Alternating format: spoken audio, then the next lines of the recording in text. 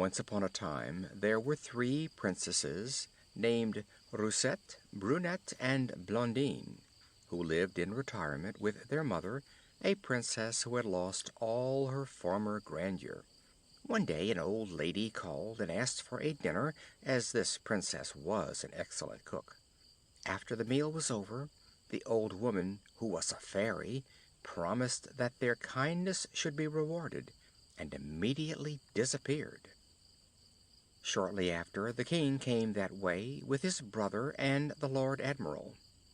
They were all so struck with the beauty of the three princesses that the king married the youngest, Blondine, his brother married Brunette, and the Lord Admiral married Roussette. The good fairy, who had brought all this about, also caused the young queen Blondine to have three lovely children, two boys and a girl, out of whose hair fell fine jewels. Each had a brilliant star on their forehead, and a rich chain of gold around the neck. At the same time, Brunette, her sister, gave birth to a handsome boy.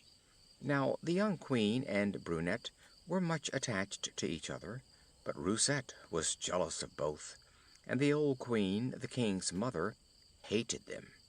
Brunette died soon after the birth of her son, and the king was absent on a warlike expedition, so Roussette joined the wicked old queen in forming plans to injure Blondine.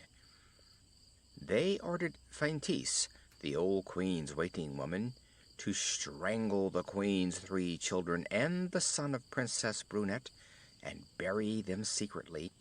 But as she was about to execute this wicked order, she was so struck by their beauty and the appearance of the sparkling stars on their foreheads that she shrank from the deed. So she had a boat brought round to the beach, and put the four babes, with some strings of jewels, into a cradle, which she placed in the boat, and then set it adrift. The boat was soon far out at sea. The waves rose, the rain poured in torrents, and the thunder roared. Feintise could not doubt that the boat would be swamped, and felt relieved by the thought that the poor little innocents would perish, for she would otherwise always be haunted by the fear that something would occur to betray the share she had had in their preservation. But the good fairy protected them, and after floating at sea for 7 days, they were picked up by a corsair. He was so struck by their beauty that he altered his course, and took them home to his wife, who had no children. She was transported with joy when he placed them in her hands. They admired together the wonderful stars, the chains of gold that could not be taken off their necks, and their long ringlets. Much greater was the woman's astonishment when she combed them, for at every instant there rolled out of their hair pearls, rubies, diamonds, and emeralds. She told her husband of it, who was not less surprised than herself. "I am very tired," said he, "of a corsair's life, and if the locks of those little children continue to supply us with such treasures, I will give up roaming the seas." The corsair's wife, whose name was Corsine, was enchanted at this, and loved the 4 infants so much the more for it. She named the princess Belle-Etoile, her eldest brother Petit Soleil, the second Héros, and the son of Brunette, Chéri. As they grew older, the corsair applied himself seriously to their education, as he felt convinced there was some great mystery attached to their birth. The corsair and his wife had never told the story of the 4 children, who passed for their own. They were exceedingly united, but Prince Chéri entertained for Princess Belle-Etoile a greater affection than the other 2. The moment she expressed a wish for anything, he would attempt even impossibilities to gratify her. One day Belle-Etoile overheard the corsair and his wife talking. "When I fell in with them," said the corsair, "I saw nothing that could give me any idea of their birth." "I suspect," said Corsine, "that Chéri is not their brother. He has neither star nor neck chain." Belle-Etoile immediately ran and told this to the 3 princes, who resolved to speak to the corsair and his wife, and ask them to let them set out to discover the secret of their birth. After some remonstrance, they gained their consent. A beautiful vessel was prepared, and the young princess and the three princes set out. They determined to sail to the very spot where the corsair had found them, and made preparations for a grand sacrifice to the fairies for their protection and guidance. They were about to immolate a turtle dove, but the princess saved its life and let it fly. At this moment a siren issued from the water, and said, "Cease your anxiety. Let your vessel go where it will, land where it stops." The vessel now sailed more quickly. Suddenly they came in sight of a city so beautiful that they were anxious their vessel should enter the port. Their wishes were accomplished. They landed, and the shore in a moment was crowded with people who had observed the magnificence of their ship. They ran and told the king the news, and as the grand terrace of the palace looked out upon the seashore, he speedily repaired thither. The princes, hearing the people say, "There is the king," looked up and made a profound obeisance. He looked earnestly at them, and was much charmed by the princess's beauty, as by the handsome mien of the young princes. He ordered his equerry to offer them his protection and everything that they might require. The king was so interested about these four children that he went into the chamber of the queen, his mother, to tell her of the wonderful stars which shone upon their foreheads, and everything that he admired in them. She was thunderstruck at it, and was terribly afraid that Feintise had betrayed her, and sent her secretary to inquire about them. What he told her of their ages confirmed her suspicions. She sent for Feintise and threatened to kill her. Feintise, half dead with terror, confessed all, but promised, if she spared her, that she would still find means to do away with them. The queen was appeased, and indeed old Feintise did all she could for her own sake. Taking a guitar, she went and sat down opposite the princess's window and sang a song which Belle-Etoile thought so pretty that she invited her into her chamber. "My fair child," said Feintise, "heaven has made you very lovely, but you yet want one thing, the dancing water. If I had possessed it, you would not have seen a white hair upon my head, nor a wrinkle on my face. Alas! I knew this secret too late. My charms had already faded." "But where shall I find this dancing water?" asked Belle-Etoile. "It is in the luminous forest," said Feintise. "You have three brothers. Does not any one of them love you sufficiently to go and fetch some?" "My brothers all love me," said the princess, "but there is one of them who would not refuse me anything." The perfidious old woman retired, delighted at having been so successful. The princes, returning from the chase, found Belle-Etoile engrossed by the advice of Feintise. Her anxiety about it was so apparent that Cheri, who thought of nothing but pleasing her, soon found out the cause of it, and in spite of her entreaties he mounted his white horse and set out in search of the dancing water. When supper time arrived and the princess did not see her brother Cheri, she could neither eat nor drink, and desired he might be sought for everywhere, and sent messengers to find him and bring him back.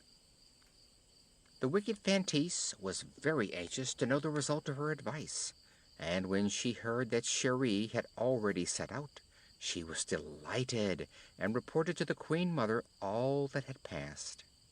"I admit, madam," said she, "that I can no longer doubt that they are the same four children, but one of the princes is already gone to seek the dancing water, and will no doubt perish in the attempt, and I shall find similar means to do away with all of them." The plan she had adopted with regard to Prince Cheri was one of the most certain, for the dancing water was not easily to be obtained. It was so notorious from the misfortunes which occurred to all who sought it, that everyone knew the road to it. He was 8 days without taking any repose but in the woods. At the end of this period he began to suffer very much from the heat, but it was not the heat of the sun, and he did not know the cause of it, until from the top of a mountain he perceived the luminous forest. All the trees were burning without being consumed, and casting out flames to such a distance that the country around was a dry desert. At this terrible scene he descended, and more than once gave himself up for lost. As he approached this great fire, he was ready to die of thirst, and perceiving a spring falling into a marble basin, he alighted from his horse, approached it, and stooped to take up some water in the little golden vase which he had brought with him, when he saw a turtle-dove drowning in the fountain. Cheri took pity on it and saved it. "My lord Cheri," said she, "I am not ungrateful. I can guide you to the dancing water, which without me you could never obtain, as it rises in the middle of the forest, and can only be reached by going underground." The dove then flew away, and summoned a number of foxes, badgers, moles, snails, ants, and all sorts of creatures that burrow in the earth. Cheri got off his horse at the entrance of the subterranean passage they made for him, and groped his way after the kind dove, which safely conducted him to the fountain. The prince filled his golden vase, and returned the same way he came. He found Belle-Etoile sorrowfully seated under some trees, but when she saw him she was so pleased that she scarcely knew how to welcome him. Old Feintiste learned from her spies that Cheri had returned, and that the princess, having washed her face with the dancing water, had become more lovely than ever. Finding this, she lost no time in artfully making the princess sigh for the wonderful singing apple. Prince Cheri again found her unhappy, and again found out the cause, and once more set out on his white horse, leaving a letter for Belle-Etoile. In the meanwhile the king did not forget the lovely children, and reproached them for never going to the palace. They excused themselves by saying that their brother's absence prevented them. Prince Cheri at break of day perceived a handsome young man, from whom he learned where the singing apple was to be found, but after traveling some time without seeing any sign of it, he saw a poor turtle-dove fall at his feet almost dead. He took pity on it and restored it, when it said, "Good day, handsome Cheri. You are destined to save my life, and I to do you signal service. You are come to seek for the singing apple. It is guarded by a terrible dragon." The dove then led him to a place where he found a suit of armor, all of glass, and by her advice he put it on, and boldly went to meet the dragon. The two-headed monster came bounding along, fire issuing from his throat, but when he saw his alarming figure multiplied in the prince's mirrors, he was frightened in his turn.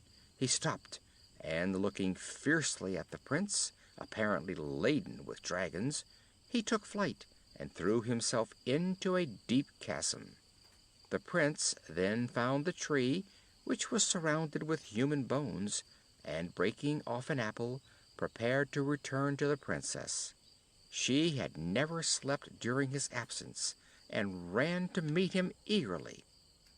When the wicked Feintise heard the sweet singing of the apple, her grief was excessive, for instead of doing harm to these lovely children, she only did them good by her perfidious counsels. She allowed some days to pass by without showing herself, and then once more made the princess unhappy by saying that the dancing water and the singing apple were useless without the little green bird that tells everything. Cheri again set out, and after some trouble learnt that this bird was to be found at the top of a frightful rock in a frozen climate. At length, at dawn of day, he perceived the rock, which was very high and very steep, and upon the summit of it was the bird, speaking like an oracle, telling wonderful things. He thought that with a little dexterity it would be easy to catch it, for it seemed very tame. He got off his horse and climbed up very quietly. He was so close to the green bird that he thought he could lay hands on it, when suddenly the rock opened, and he fell into a spacious hall, and became as motionless as a statue. He could neither stir nor utter a complaint at his deplorable situation. 300 knights who had made the same attempt were in the same state. To look at each other was the only thing permitted them.